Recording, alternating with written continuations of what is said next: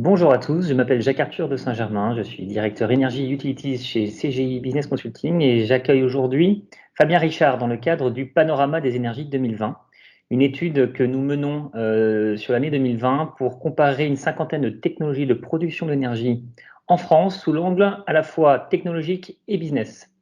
Fabien Richard, bonjour. Est-ce que vous pourriez commencer par présenter la Banque des Territoires, donc du groupe Caisse des Dépôts, et vous présenter vous-même, s'il vous plaît? Oui, bonjour. Je vous remercie de me donner l'opportunité d'échanger avec vous sur les sujets liés à la transition écologique et énergétique dans le cadre de ce panorama des énergies. Alors, je suis ingénieur à la Caisse des dépôts depuis plus de 10 ans et je suis actuellement responsable de la thématique transition écologique et énergétique pour la direction régionale des Hauts-de-France. Alors, la Caisse des dépôts, c'est un grand groupe financier public à l'identité forte et ancré dans l'histoire. À l'intersection du domaine public et du secteur privé, le groupe est entièrement dédié au service de l'intérêt général, avec un objectif unique, faire grandir la France. Alors vous le savez, les territoires se développent et se transforment, et pour faire face à ces nouveaux défis, la Caisse des dépôts se transforme en conséquence et a rassemblé ses expertises internes à destination des territoires en une structure unique, la Banque des territoires, et par ces interventions, elle cherche à créer un effet d'entraînement sur l'ensemble des territoires. À ce titre, nous avons deux grandes missions. Nous sommes un investisseur de long terme au service du financement de l'économie et du développement durable de la France. Et nous transformons aussi l'épargne des Français, comme le livret A, en prêt de très long terme pour financer les projets locaux. Et au sein de la Banque des Territoires, mon rôle est de développer la stratégie d'investisseurs dans les domaines de la transition écologique et énergétique. Alors c'est passionnant et donc vous avez un positionnement idéal pour pouvoir observer le monde de l'énergie. Quel est votre regard sur le monde de l'énergie sur les 10 dernières années, on va dire? Alors effectivement, le secteur des énergies renouvelables a beaucoup évolué ces dernières années. Les évolutions de mécanismes de soutien au projet, la mobilisation de grands groupes industriels et l'arrivée d'investisseurs institutionnels ont accéléré la concentration du secteur. Depuis plusieurs années, de grands opérateurs ont souhaité renforcer leur position sur le marché du renouvelable dans le prolongement des orientations fixées par la loi de transition énergétique pour la croissance verte en 2015 et plus récemment la programmation pluriannuelle de l'énergie. Le secteur a donc connu plusieurs évolutions majeures. Tout d'abord une consolidation du marché avec des grands industriels qui rachètent des développeurs indépendants. Et puis une baisse de l'électricité verte très importante en lien avec une compétitivité accrue sur le secteur.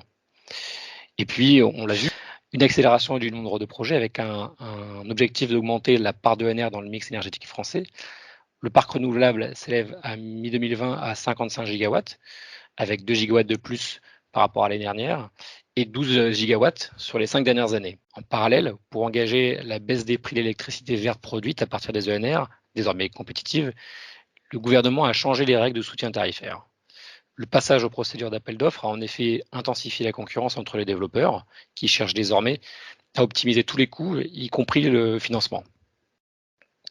Si on regarde sur les filières, le photovoltaïque et l'éolien sont désormais des actifs sécurisés et de nouvelles thématiques émergent.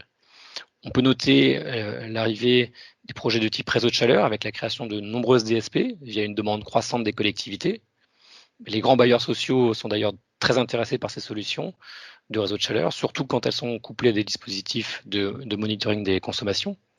Ces réseaux de chaleur se sont perfectionnés pour y associer notamment un pilotage intelligent de l'énergie.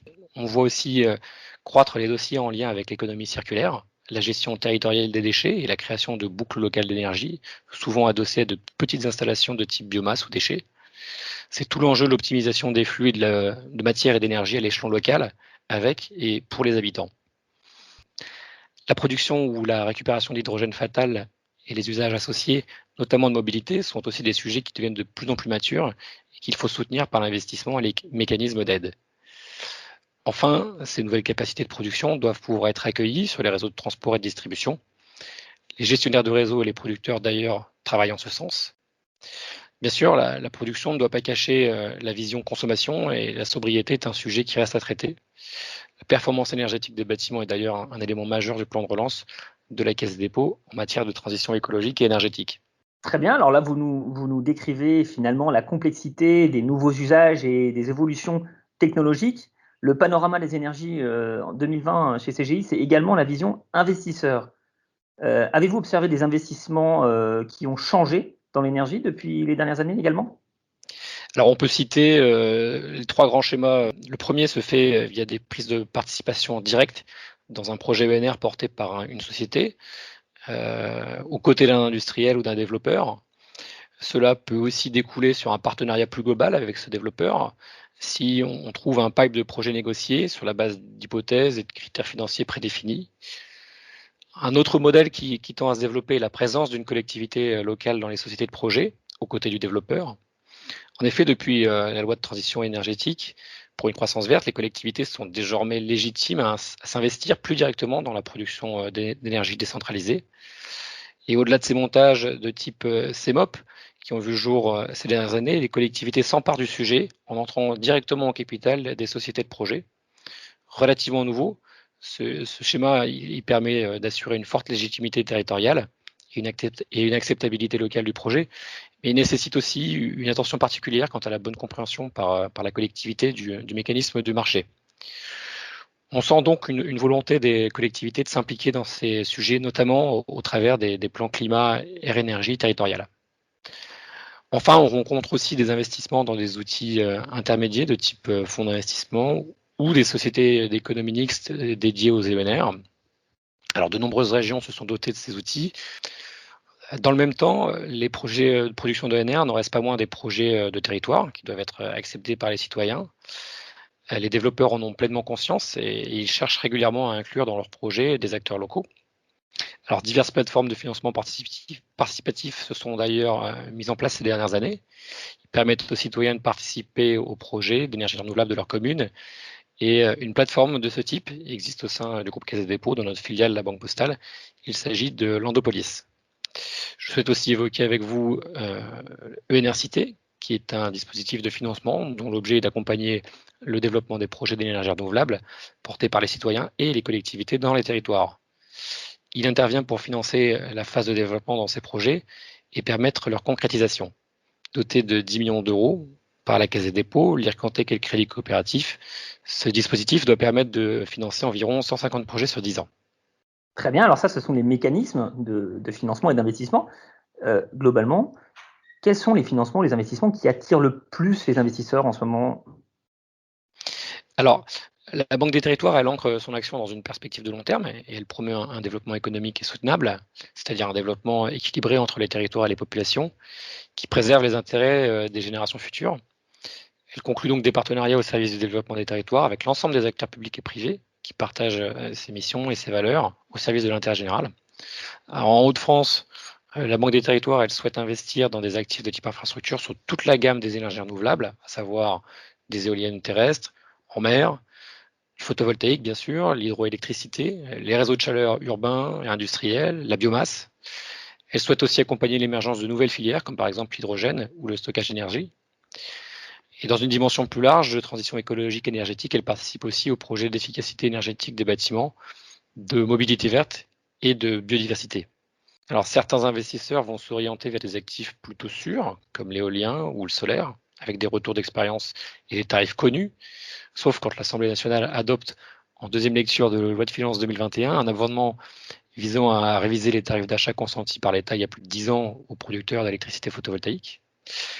D'autres investisseurs ont des positions plus risquées et n'hésitent pas à choisir des filières plus complexes, comme la méthanisation ou l'hydrogène. Et alors, dans ce panorama, finalement, que vous nous décrivez depuis 10 minutes, comment arrivez-vous à vous y retrouver et à choisir en tant qu'investisseur? À un moment donné, il faut bien que vous puissiez évaluer les critères qui vont vous permettre de comparer ces différents investissements. Vous l'avez compris, l'action de la Banque des territoires s'apprécie à la fois à la maille du territoire et donc souvent au cas par cas, mais elle inscrit son action dans le cadre des dispositifs de développement durable promus par les Nations Unies. Sur les sujets des critères, elle privilégie la création de valeurs plurielles, à la fois financières, car nous sommes des investisseurs, mais aussi sociétales, car nous avons l'intérêt général comme ADN.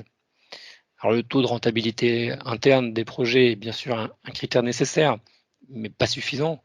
Nous apprécions les projets au regard de leur maturité, de la technologie et surtout du coût de l'énergie rapporté à ces technologies. Cette valeur sociétale va prendre une place de plus en plus importante dans l'appréciation des projets par les investisseurs et les seuls critères financiers ne peuvent plus être les seuls critères.